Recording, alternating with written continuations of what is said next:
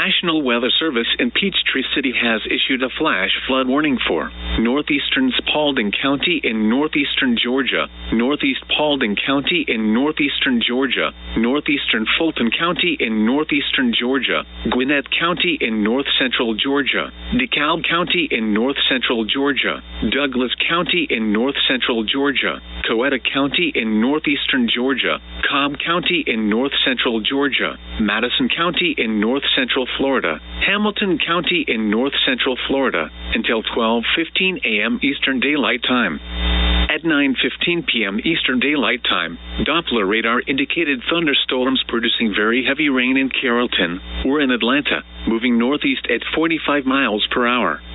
Between 2 or 9 inches of rain have fallen. Flash flood already occurring. Hazard: flash flooding. Source: radar confirmed. Impact: mobile homes will be destroyed, considerable damage to businesses and vehicles. Take cover now.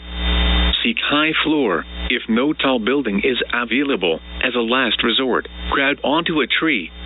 Avoid low-lying areas or beach.